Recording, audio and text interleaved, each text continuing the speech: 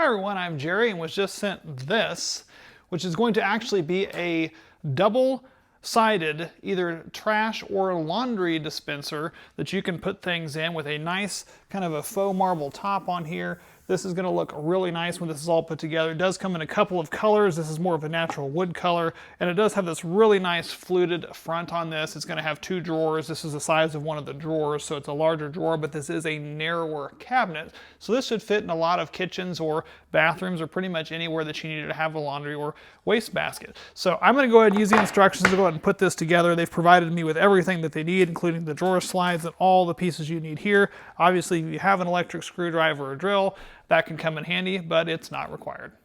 I've gone ahead and put together the first couple of pieces. Really uses this traditional cam lock design that a lot of these do, where you put these pins in where it indicates, and these little twisting cams that kind of lock that into place. And now it wants us to go ahead and put these blocks on here, and it indicates that we're going to use these E-screws and just simply place them in there as they go. And they all line up really pretty well, so everything is lined up really nice. We're going to go ahead and put those in, do the same thing over here, and then we'll get everything put together. We're going to go ahead and finish putting the door glides on here. They're spelled out pretty easily in there. You're going to use these little tiny screws, and we're going to just put them where they belong and get them cinched down on there. And everything on here so far is lined up. All the holes have lined up just perfectly on here. You just need to make sure you follow the instructions step by step, and you'll have it put together. So I put these cross members across here and slid this back piece into place. It fits really nice in these channels. Now I'm going to replicate the same thing on the other side.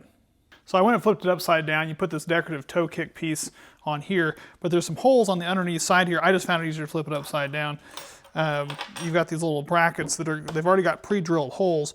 This is just going to secure this bottom part to that front piece and really make it stable. So we're going to simply put those on there like that. And then they provide these little D screws. We're going to put those in there, and that'll stable up the base. So now we've got this thing. It is really taking shape. I've got my nice faux marble lid here. I've got all the pieces that are for the cam pieces put on here and put in the pegs. This should slide directly over. Just keep in mind this channel that's in the back here needs to fit right along the back edge of this. It's raised up, so it should be really easy to do and fit in. And we're just going to simply slide it over the top. And just make sure you wiggle it until it goes into places, and I mean like a glove.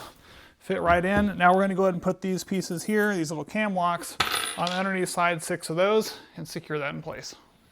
Putting together these bins, there's actually 2 of them, and one of the steps is you have to put this number 9 piece on the back of here, and it's kind of carved out here a little on the back. This is really important that you make sure you get this one on here correctly, and it's going to sit on there and overhang. You just have to trust that the holes are lined up with this fluted piece, and the reason why that's done that way is so that when these pegs go in these holes, it actually will slide down this channel in the back of this, allowing you to rest on the back of that piece there. So that's going to be important to make sure that that's facing up.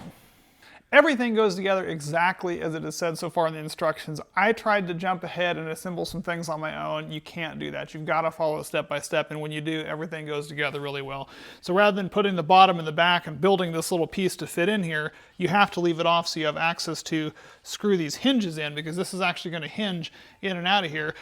Without those other pieces on there, this will make this really easy. So I've got those in there. They actually tilt out and look really cool, and they work really well too.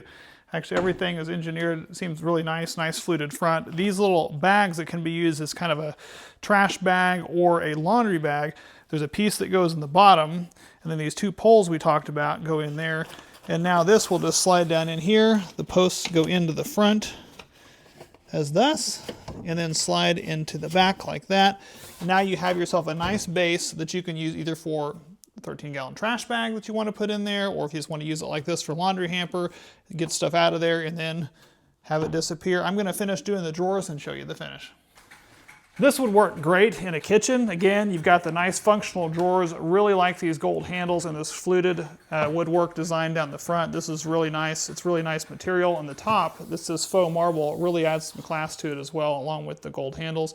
This part here would work great in the kitchen as a trash bin or in a laundry room, where you could easily use this to sort your lights and dark colors so that you've got everything nice and convenient and easy to put away and keep out of there. And you also have these nice anti-tip brackets that you can mount it on the back. They have some anchors that you can do to where you can actually even mount that into the wall before you slide it up there, just for extra peace of mind.